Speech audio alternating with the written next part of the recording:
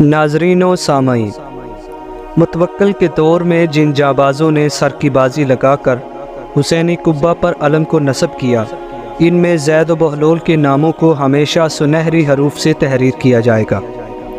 زید بھی بہلول کی طرح اگرچہ سطح بیں افراد کی زبان پر مجنون کے لقب سے یاد کیے جاتے تھے، مگر یہ دونوں ایسے تھے کہ اپنی اپنی دیوانگی میں وہ تاریخی کام کر گئے جو ہزار داناؤں سے نہ ہو سکے۔ چنانچہ علامہ مجلسی علیہ رحمہ فرماتے ہیں کہ متوکل نے جس زمانے میں قبر فرزند رسول صلی اللہ علیہ وآلہ وسلم پر مظالم ڈھانا شروع کیے، زید اس زمانے میں مصر میں رہتے تھے۔ ان کو جب اس سانحے کی خبر ملی تو فرتے اندوہ ملال سے تڑپ اٹھے۔ آخر ان سے رہا نہ گیا، بحال زار و چشم اشکبار سرگشتہ و پریشان عراق کی طرف پیادہ پا روانہ ہو گئے۔ بعد طے منازل و قطع مراحل جب سواد کوفہ میں پہنچے تو راہ میں عاقل دیوانہ نما بہلول سے ملاقات ہوئی۔ زید نے بہلول کو دیکھ کر سلام کیا۔ بہلول نے کہا، تم نے مجھ کو کیوں کر پہچانا؟ در احالہ کہ تم اس شہر کے رہنے والے نہیں ہو۔ زید نے جواب دیا، مومنین کی روحیں چونکہ عالم برزخ میں ایک دوسرے سے قریب تھیں، اس لیے دار دنیا میں وہ جہاں کہیں بھی ہوں ایک دوسرے سے متحد ہو جاتی ہیں۔ بہلول نے کہا، اچھا کس وجہ سے اپنے ملک سے آئے ہو؟ زید بولے، اس بے دین کے عمل بد سے جو صدمہ مجھ کو لاحق ہوا ہے، اس نے مجھ کو آوارہ وطن کیا ہے، کیونکہ میں نے سنا ہے کہ اس بے حیا نے قبر مبارک جناب سید الشہداء پر ظلم و جفا کی ہے اور اس کے نشان کو مٹانے اور اس کے زوار کو قتل کرنے کا حکم دیا ہے۔ اس وجہ سے میرا دل بے قرار اور میری آنکھیں اشکبار ہیں۔ بہلول نے جواب دیا، میری حالت بھی تم سے الگ نہیں ہے۔ زید بولے، تو آؤ ہم دونوں چل کر حسین مظلوم کی قبر کی زیارت تو کر آئیں، شاید اسی بہانہ شہادت کا مرتبہ ہاتھ آ جائے۔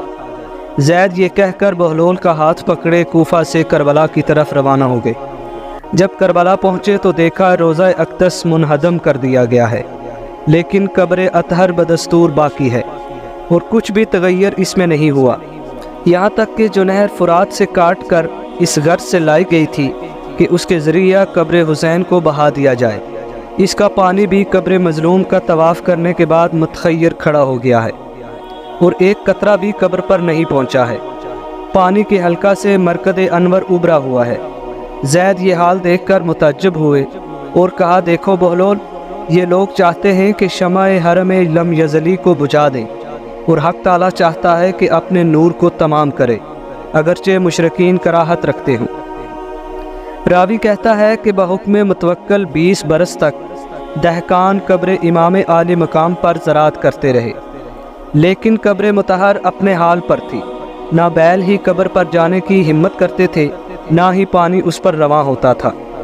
دہقان ان عجیب و غریب کرامتوں کو دیکھ کر کہنے لگا کہ میں خدا اور رسول پر ایمان لایا، میں جنگلوں میں زندگی گزار دوں گا، لیکن دختر زادہ رسول ثقلین حسین غریب کی قبر پر زراعت نہ کروں گا۔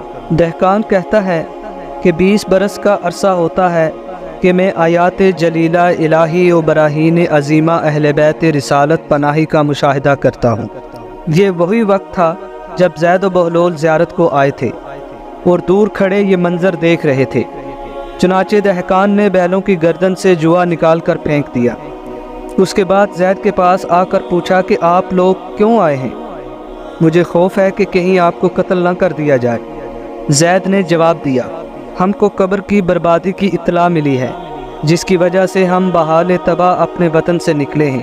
یہ سن کر وہ دہقان زید کے پاؤں میں گر پڑا اور بوسے دینے لگا، کہنے لگا، اے شیخ، تو بہت برگزیدہ بندہ معلوم ہوتا ہے، کیونکہ تیرے آتے ہی میرا دل نور ایمان سے چمک اٹھا ہے، ورنہ 20 برس سے میں اس معصیت کاری میں مبتلا تھا اور میری آنکھیں نہ کھلتی تھیں۔ میرے ماں باپ تم پر فدا ہوں، تمہارے قدموں کی برکت سے رحمت خدا میری طرف متوجہ ہوئی ہے اور میرا دل نور معرفت الہی سے منور ہوا ہے۔ زید یہ سن کر رونے لگے اور یہ اشعار پڑھنے لگے، یعنی خدا کی قسم، اگر بنی امیہ نے اپنے نبی کے فرزند کو مظلومی کی حالت میں قتل کر دیا تو ان کے ہمجتیوں یعنی بنی عباس نے بھی ویسے ہی مظالم ان پر توڑے۔ اگر یقین نہ ہو تو دیکھو یہ حسین کی قبر منہدم پڑی ہے۔ ان لوگوں کو افسوس تھا کہ آل رسول صلی اللہ علیہ وآلہ وسلم پر مظالم کرنے میں بنی امیہ کے کیوں شریک نہ ہوئے، لہٰذا آج ان کی قبروں کو اپنے ظلم و ستم کا نشانہ بنایا ہے۔ اس کے بعد اس دہقان با ایمان نے کہا کہ اے زید، تم نے مجھے خواب غفلت سے بیدار کر دیا، اب مجھ میں ضبط کا یارہ باقی نہیں، میں فوراً متوکل کے پاس جا کر یہ معجزات بیان کرتا ہوں، چاہے وہ مجھے جیتا چھوڑے یا قتل کر دے۔ زید نے کہا میں بھی تمہارے ساتھ چلتا ہوں۔ چنانچہ وہ دہقان متوکل کے دربار میں حاضر ہوا اور فضائل و معجزات قبر اطہر امام حسین علیہ السلام بیان کرنا شروع کیے، مگر اس شکی ازلی پر الٹا اثر ہوا۔ رگ عداوت اہل بیت حرکت میں آئی اور حکم دیا کہ اس مرد کسان کے پیروں میں رسی باندھ کر سامرہ کے کوچہ و بازار میں گھسیٹا جائے، اس کے بعد سر عام سولی دی جائے تاکہ دوسرے لوگوں کو عبرت ہو، اور پھر کوئی اپنی زبان پر فضائل اہل بیت علیہ السلام نہ لائے۔ چنانچہ اس عاشق امام کو حضرت مسلم علیہ السلام کی تاسی میں پیر میں رسن باندھ کر سڑکوں پر کھینچا گیا، اس کے بعد دار پر آویزہ کر دیا گیا، اِنَّ لِلَّهِ وَإِنَّا إِلَيْهِ رَاجِعُونَ۔ زید یہ سب ماجرا اپنی آنکھوں سے دیکھ رہے تھے اور خون کے آنسو رو رہے تھے، یہاں تک کہ جب اس مرد جانباز کی لاش سولی پر سے اتار کر مزبلہ پر ڈال دی گئی تو انہوں نے اس کو اٹھایا اور دریائے دجلہ میں لے جا کر غسل دیا، کفن پہنایا، نماز پڑھی اور دفن کر دیا، اور اس کی قبر پر قرآن شریف کی تلاوت کرنے لگے۔ ایک روز زید اپنی جائے قیام میں بیٹھے تھے کہ شہر میں ہنگامے کی آوازیں آنا شروع ہوئیں، لوگ بآواز بلند رو رہے تھے۔ باہر نکلے تو کیا دیکھتے ہیں کہ سامنے سے شاہی جلوس لاؤ لشکر کے ساتھ آ رہا ہے، آگے آگے سیاہ نشان ہیں، ان کے پیچھے ایک جنازہ ہے جس کو آیان سلطنت اپنے کاندھوں پر اٹھائے ہوئے ہیں۔ بہت سی عورتیں بال کھولے ہوئے نوحہ و بکا کرتی ساتھ چلی آ رہی ہیں۔ شہر کی دکانیں بند ہیں اور تمام لوگ بحال تباہ شاہی جنازے کے لیے اپنے اپنے گھروں سے برآمد ہو رہے ہیں۔ زید کہتے ہیں کہ میں نے خیال کیا معلوم ہوتا ہے کہ متوکل مر گیا ہے، یہ گمان کر کے میں ان میں سے ایک شخص کے پاس گیا اور ان سے پوچھا کہ یہ کس کا جنازہ ہے؟ اس نے کہا یہ متوکل کی ایک حبشی لونڈی ریحانہ کا جنازہ ہے۔ متوکل اس کو بہت دوست رکھتا تھا، اس کنیز کو بڑی شان و شوکت کے ساتھ دفن کیا گیا، گلاب کے پھول گلہائے ریحان اس کی قبر پر ڈالے گئے، مشک و عنبر چھڑکا گیا اور ایک عالی شان خیمہ بھی اس پر نصب کر دیا گیا۔ یہ حال دیکھ کر زید پھوٹ پھوٹ کر زاروں کی طرح رونے لگے اور بے ساختہ چیخ کر پکارے، ہائے حسین شہید کربلا، میرے غریب و تنہا امام، ہائے آپ کو بے جرم و خطا قتل کیا، آپ کے اہل حرم کو اسیر کر کے دیار بدیار پھرایا، آپ کے بچوں کے سر تن سے اتارے اور کوئی آپ پر گریہ و ماتم نہ کر سکے، آپ کو بے غسل و کفن سپرد خاک کیا گیا، اس کے بعد یہ ظلم و ستم کہ آپ کے روضہ مبارک کو کھود ڈالا گیا، اس پر حل چلا دیے گئے، در حالانکہ کہ آپ علی مرتضیٰ علیہ السلام کے فرزند اور فاطمہ زہرا سلام اللہ علیہا کے دل مند ہیں، جبکہ ایک کنیز سیاہ کے لیے اتنا اہتمام کیا جائے اور انبوء کثیر اس کا ماتم کرے، لیکن اے فاطمہ کے لال آپ کا ماتم بند کر دیا جائے، آپ کے زوار پر ظلم و ستم ڈھائے جائیں۔ یہ کہہ کر اتنا روئے کہ غش آ گیا۔ ان کی حالت پر بعض نے رحم کھایا اور بعض نے اذیت پہنچائی۔ جب ہوش میں آئے تو یہ اشعار زبان پر جاری کیے، یعنی فرات کے کنارے حسین کی قبر پر تو حل چلیں اور زنازادوں کی قبروں کی تعمیر کی جاتی ہے، شاید اہل بیت کا زمانہ پھر پلٹے اور دوبارہ ان کی حکومت عادلہ قائم ہو جائے، اہل فساد اور دنیا داروں پر اللہ کی لعنت ہو۔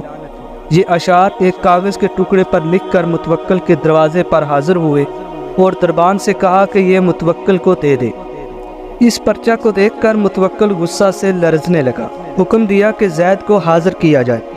جب زید اس کے سامنے پہنچے تو اس نے پوچھا یہ اشعار تم نے لکھے ہیں؟ جواب دیا نہ صرف لکھے ہیں بلکہ کہے بھی ہیں۔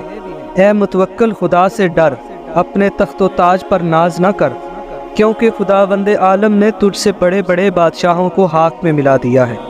آل رسول صلی اللہ علیہ وآلہ وسلم سے دشمنی کر کے تو کبھی رستگار نہیں ہو سکتا۔ غرض اس کو بہت کچھ واعظ و نصیحت کی، مگر اس پر الٹا اثر ہوا اور اس کا غصہ اور بڑھ گیا۔ اس نے پوچھا، ابو تراب کون تھے؟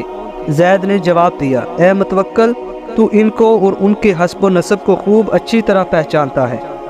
اگر مجھ سے پوچھتا ہے تو سن، قسم ہے خدائے لم یزل کی کہ کوئی شخص ان کے فضائل و مناقب کا احاطہ نہیں کر سکتا، اور کوئی بھی ان کے فضائل و مناقب کا منکر نہیں ہے الا یہ کہ وہ کافر و فاسق ہے، اور کوئی بھی ان کا دشمن نہیں الا یہ کہ وہ کذاب و منافق ہے۔ اس کے بعد زید مناقب و فضائل اسد اللہ الغالب علیہ السلام میں رطب اللسان ہو گئے، یہاں تک کہ متوکل کا جام صبر لبریز ہو گیا، اور حکم دیا کہ اس دیوانہ کو قید میں ڈال دو تاکہ میں سوچوں کہ اس کو کس طرح قتل کیا جائے۔ زید قید خانے میں ڈال دیے گئے۔ ادھر متوکل جو رات کو سویا تو ایک نورانی بزرگ خوابگاہ میں داخل ہوئے اور ٹھوکر مار کر کہا، جلد زید کو قید سے آزاد کر دو ورنہ ابھی ہلاک کر دیا جائے گا۔ متوکل گھبرا کر اٹھا تو کسی کو وہاں نہ پایا، خوف سے اس کا دل دھک دھک کر رہا تھا۔ بلاہر رات ہی کو قید خانے میں آیا اور زید سے پوچھا، تم کیا چاہتے ہو؟ زید نے جواب دیا، سوائے اس کے کچھ نہیں چاہتا کہ امام حسین علیہ السلام کے روضہ اقدس کی تعمیر کی جائے اور ان کے زائروں سے معترض نہ ہو۔ متوکل نے منظور کر لیا اور حلت ہائے فاخرہ سے زید کو نوازا۔ اب زید کی خوشی کا کیا پوچھنا تھا۔